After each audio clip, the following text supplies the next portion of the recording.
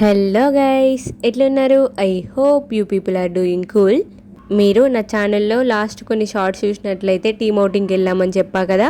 ఎక్కడికనంటే కుమరకంలో ఉండే రిథమ్ రిసార్ట్కి వెళ్ళి ఉంటుంది.